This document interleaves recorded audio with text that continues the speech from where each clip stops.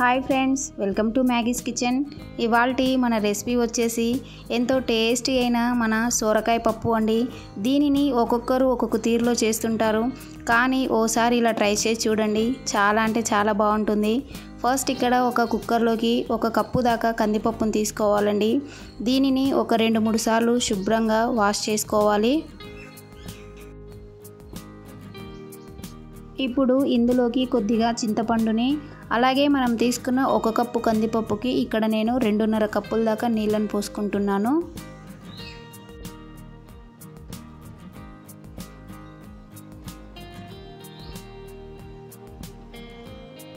అలాగే ఒక 1/2 table spoon ఆయిల్ని వేస్తున్నానండి. ఆయిల్ని వేయడం వల్ల మనకి పప్పు అనేది తొందరగా కుక్ అవుతుంది. మూత పెట్టి హై ఫ్లేమ్ మీద ఒక 3-4 విజిల్స్ వచ్చేంత వరకు కుక్ చేసుకోవాలి. ఈలోపు పోపు కోసం మనం ఒక కడాయిలోకి 3 టేబుల్ స్పూన్ ఆయిల్ని వేసుకోవాలి. ఆయిల్ హీట్ అయినాక ఇందులోకి ఒక 7-8 వెల్లుల్లిపాయల్ని దంచి వేసుకోవాలండి. దంచి వేయడం వల్ల పప్పు టేస్ట్ అనేది చాలా బాగుంటుంది. అలాగే 1/2 టేబుల్ స్పూన్ శనగపప్పు, 1/2 టేబుల్ స్పూన్ మినపప్పు, కొద్దిగా ఆవాలు, 1/2 టేబుల్ స్పూన్ జీలకర్ర వేసి పోపు కొంచెం ఫ్రై అవ్వాలండి. ఇలా ఫ్రై అయినాక ఇందులోకి ఒక 4-5 సన్నగా కట్ చేసుకున్న పచ్చిమిర్చి చీలికలను కూడా వేసి కలుపుకోవాలి. 1 సన్నగా కట్ చేసుకున్న ఉల్లిపాయ ముక్కలను కూడా వేసుకోవాలి. 1 నిమిషం పాటు ఇదంతా కలుపుకున్నాక ఇందులోకి కొద్దిగా కరివేపాకును కూడా వేసుకోవాలి. ఈ కరివేపాకు ఫ్లేవర్ అనేది పప్పులో చాలా బాగుంటుందండి, సో కంపల్సరీ వేసుకోవాలి. అలాగే ఇక్కడ నేను మరీ చిన్న ముక్కలుగా కాకుండా ఇలా సన్నగా కొద్దిగా పొడుగ్గా కట్ చేసుకున్న సొరకాయ ముక్కలను కూడా వేసి కలుపుకోవాలి. జనరల్గా ఇక్కడ కొందరు ఈ సొరకాయ ముక్కల్ని డైరెక్ట్గా పప్పుతో పాటే కుక్ చేస్తుంటారండి. అలా చేయడం వల్ల ముక్క అనేది పూర్తిగా సాఫ్ట్ అయిపోయి తినేటప్పుడు నోటికి అందదండి. మనకి ఇక్కడ ఈ విజిల్స్ కూడా వచ్చేసింది. 1/2 టేబుల్ స్పూన్ పసుపును కూడా వేసి ఇదంతా ఒకసారి బాగా కలుపుకోవాలి.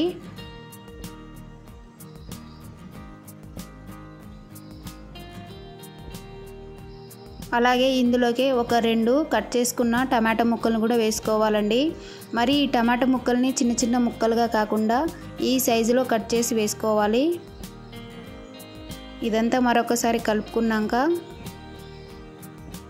ఇందులోకి టేస్ట్కి సరిపడా ఉప్పును కూడా వేసి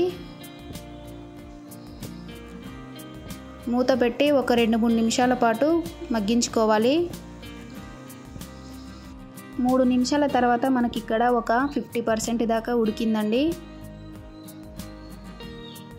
ఇప్పుడు ఇందులోకి 1 టేబుల్ స్పూన్ కారం వేసి కలుపుకోవాలి. కారం ఇక్కడ 1 టేబుల్ స్పూన్ సరిపోతుందండి. ఆల్రెడీ మనం ఇక్కడ పచ్చిమిర్చి ముక్కల్ని కూడా యాడ్ చేసాం కాబట్టి. ఇప్పుడు మూత పెట్టి మరొక 2-3 నిమిషాల పాటు మగ్గించుకోవాలి. ఈలోపు ఒకసారి పప్పును చెక్ చేసుకుందాము. ఇక్కడ ఆవిరి మొత్తం పూర్తిగా బయటికి వెళ్ళిపోయాక మూత ఓపెన్ చేసుకోవాలి. నాకు ఇక్కడ కంప్లీట్గా సాఫ్ట్గా ఉడికిపోయిందండి పప్పు, చూసారు కదా. నేనైతే ఇదంతా గరిటెతోటే మిక్స్ చేసేస్తున్నాను. ఇప్పుడు ఇదంతా మరొకసారి కలుపుకొని ఇందులోకి ఇప్పుడు మనం కలిపి పెట్టుకున్న పప్పును పోసుకోవాలి. ఇదంతా బాగా కలుపుకోవాలండి. ఇప్పుడు